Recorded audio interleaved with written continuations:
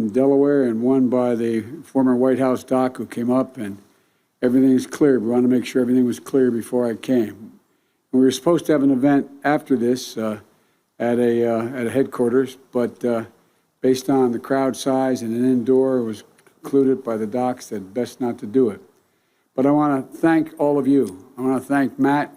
And Matt, you're dead right. You were putting yourself on the line, and a lot of other people did all across this country in your union. And I want to thank David Way, Secretary Treasurer of Local 951, for having me here today. Look, I'd like to start by acknowledging, which I'm sure all of you do as well, sending my prayers for the health and safety of the First Lady and President of the United States after they tested positive for COVID-19. My wife Jill and I prayed that they'll make a quick and full recovery. This is not a matter of politics. It's a bracing reminder to all of us that we have to take this virus seriously. It's not going away automatically. We have to do our part to be responsible. It means following the science, listening to the experts, washing our hands, social distancing. It means wearing a mask in public, and it means encouraging others to do so as well. It means having masking mandates nationwide. The director of the CDC, Center for Disease Control, Dr. Redfield said, and I quote, and he held up a mask, he said, "These face masks are the most important, powerful public health tool we have." Then he held the mask up again and said, "This face mask is more guaranteed to protect me against COVID than a vaccine," end of quote. Leading scientists from the University of Washington tell us that we can save more than 100,000 American lives in the next 100 days alone if everyone wore a mask in public. So let me repeat that because it's so important. We can save 100,000 lives in the next 100 days, according to the head of the CDC, if everyone wears a mask in public. So be patriotic. It's not about being a tough guy. It's about doing your part. Wearing a mask is not only going to protect you, but it also protects those around you. Your mom, your dad, your brother, your sister, husband, wife, neighbor, coworker. Don't just do it for yourself. Do it for the people you love, the people you work with. The seriousness of this virus also underscores that we need regular testing with results turned around rapidly and that's available to everyone. It's not just the folks in the White House or who travel with me that deserve regular testing. It's folks in the meatpacking and food processing plants, grocery store workers. Every single American deserves safety and peace of mind. And it means we need transparency. Those who test positive need to participate in contact tracing so that everyone who they may have exposed can get tested themselves. That's how you stop transmission for any epidemic. It's basic. We need to take the science of fighting this disease seriously if we're going to save lives. And above all, the news is a reminder that we as a nation need to do better in dealing with this pandemic. Taking these steps is how we'll protect ourselves. And just as important is how we will protect one another. I hope that all those who are fighting this virus, including the First Family, and so many Americans today, recover and recover soon. My prayers are with the families of the more than 207,000 Americans who've died from this virus. Many of them got up this morning at the breakfast table with an empty chair of someone they lost and they loved. We understand. And there's more than 7 million Americans who are now infected, have been infected. That includes folks here in Grand Rapids and all across Michigan, especially all of you with the UFCW, who are on the front lines of this pandemic and on the front lines of this economic crisis. The UFCW workers who have always been on the front lines of fighting for dignity and respect you deserve. I know it's been tough. This morning, the September jobs report came out. the last one before Election Day. I'm grateful for all of those who were able to get their jobs back to work again, but there's fewer jobs than we had hoped for. Millions of families, millions, are still wondering when it will be their turn to come back from the brink. And the signs, according to the national press, are not encouraging. Once again, the pace of job gains is slowing down. Once again, we're seeing temporary layoffs turn permanent. This month marked the largest single-month increase in long-term unemployment since we started keeping records in 1948. There are now an additional 781,000 Americans who've been trying to find work for at least 6 months. They've been looking for work for at least 6 months and haven't found it. And in the past, that's a sign for permanency for them.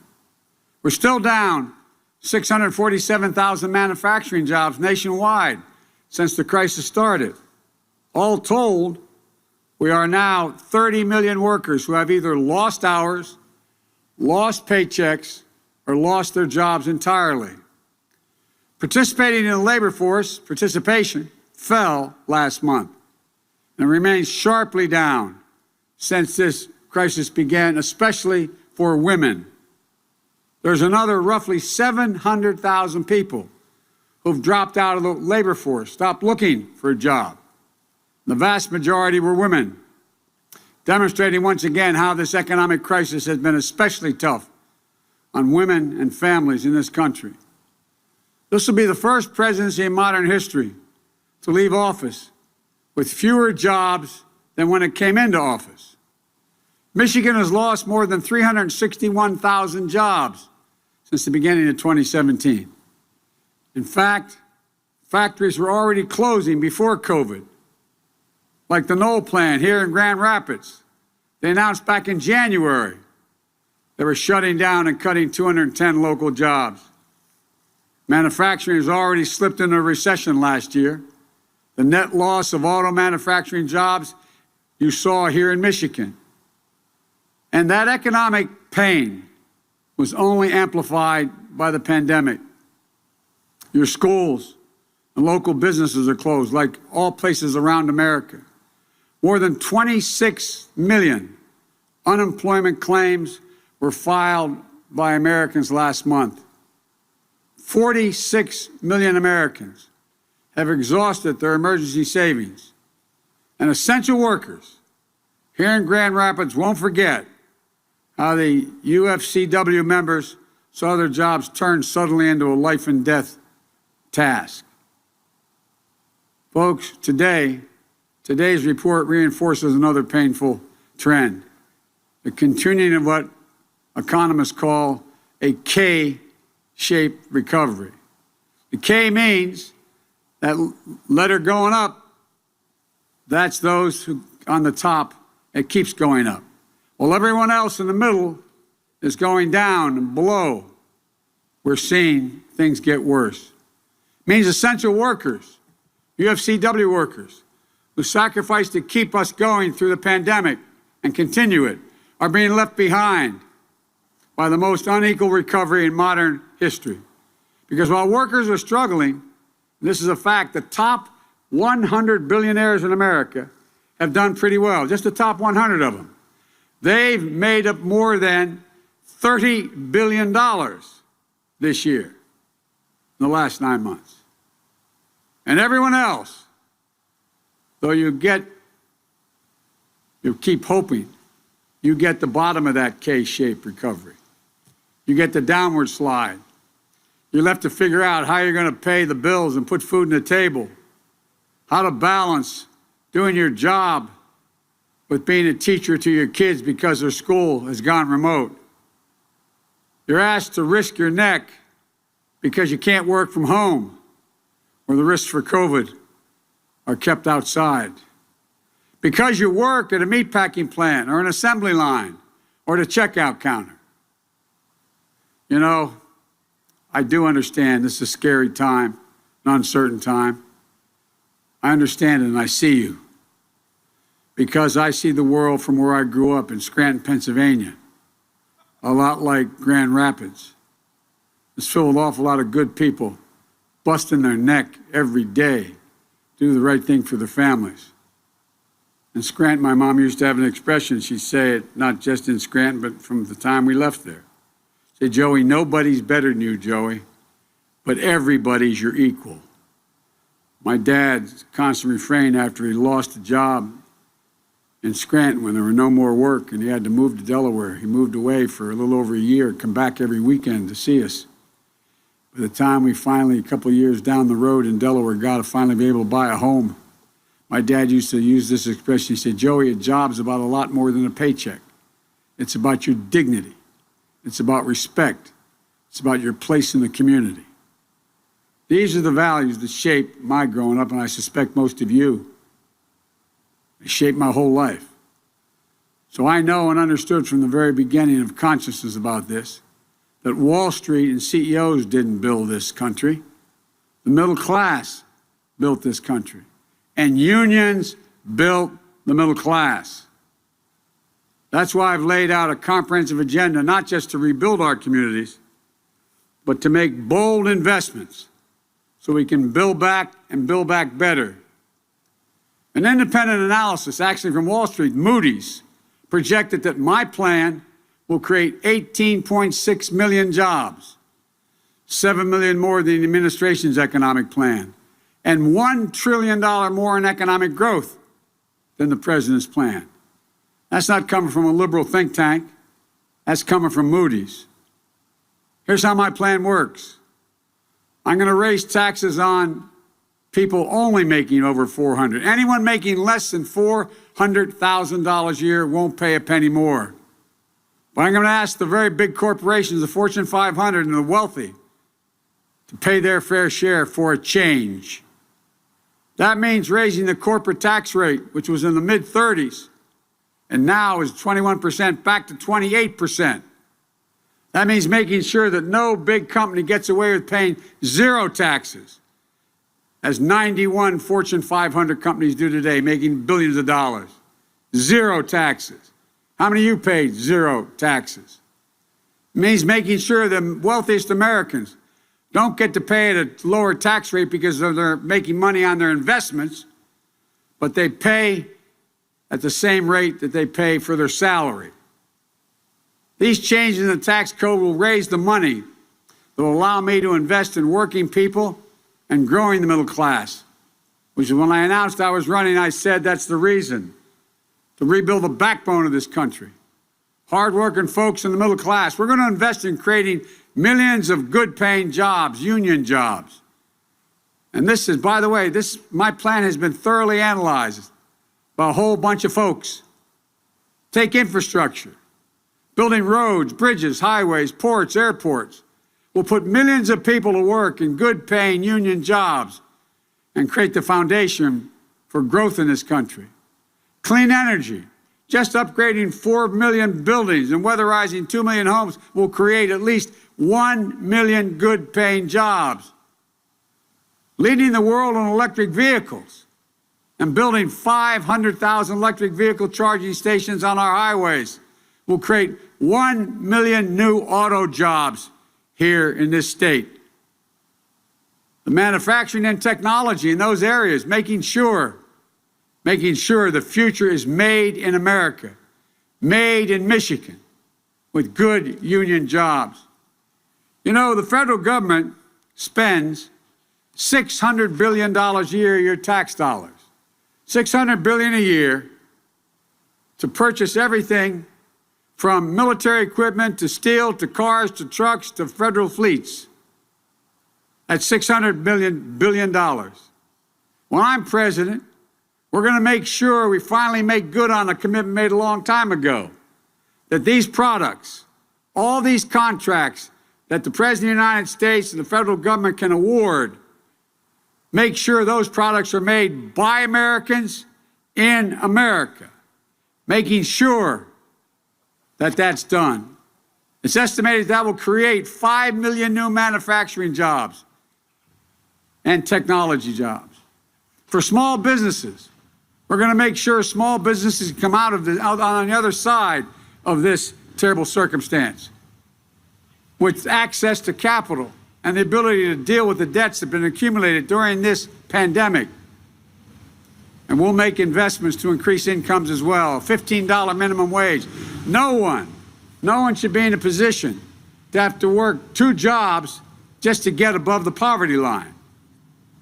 We're going to bring back jobs from America, from overseas to America, and direct billions of dollars in revitalization funds and competitive grants to help communities like those in Western Michigan compete for new business startups.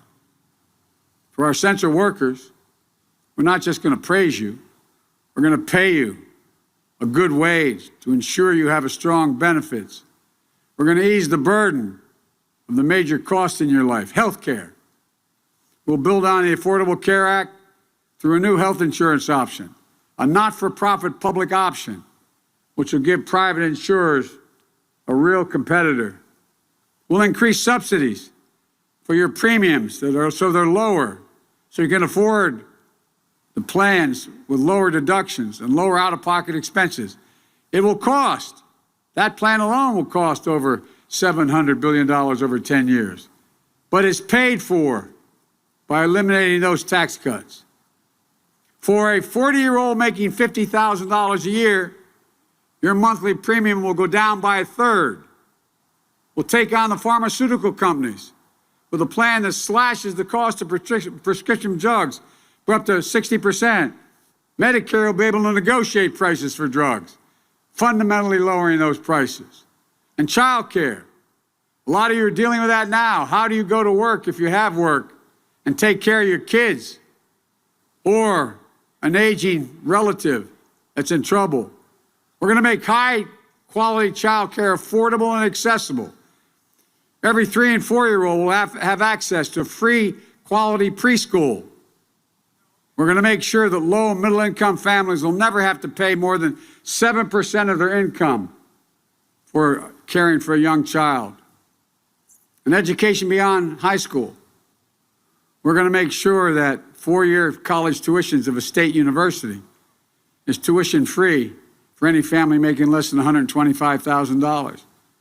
Community college will be free, and programs for training will be free as well. If you're buying your first home, you'll have a $15,000 help to get there. These are all things that people have been talking about for a while. We're going to protect Social Security, increase the benefits for millions of seniors. The president's talking about eliminating the withholding tax. Well, that's wonderful, except for one thing. The actuary at Social Security said if that plan goes through, Social Security will be bankrupt by 2023. Folks, I promise you, we can do this. Let me close by saying this. I know a lot of people around here are tired of feeling overlooked and disrespected. I get that. The people I met this week taking a train through northeastern Ohio and western Pennsylvania, people like the dedicated elementary school teacher from Lordstown, Ohio, whose husband, when Lordstown shut down, accepted a transfer Kentucky 8 hours away each direction in order to be able to keep his health care and his pension after the GM plant closed. Folks who worry about health care, will the Affordable Care Act still be there for them? Why? Why, they ask, will I be among the 100 million Americans who could lose the protections for pre-existing conditions like asthma and diabetes, where once again women will be able to charge a higher premium just simply because they're a woman, where insurers no longer have to allow you to be able to keep your kids on a health care plan till age 26? What will happen to your Medicare benefits, your Social Security? Will they still be there when you retire? I'm asked many times in recent years, how do we get to the place where people who stock our shelves, pack our food, teach our kids like my family, take care of my wife, take care of our sick, who race into burning buildings and pick up the garbage off our streets, how do we get to the place where y'all don't think we see you anymore or hear them, and most importantly, respect them? That has to change. I know it can. I come from those neighborhoods. We can get this pandemic under control so we can get our economy working again for everyone. But this cannot be a partisan moment. It must be an American moment. We have to come together as a nation. I'm running as a Democrat, but will run and govern as an American president. Whether you voted for me or against me, I will represent you. And those who see each other as fellow Americans who just don't live in red states or blue states, but who live in and love the United States of America. That's who we are. And there's never been a single solitary thing America's been unable to do. Think of this, not once. Not a single thing we've not been able to overcome when we've done it together. So let's get the heck up. Remember who in God's name we are. This is the United States of America. There's nothing beyond our capacity. I want to say God bless you. May God protect the First Family and every family that's dealing with this virus. And may God protect our troops. Thank you, thank you, thank you.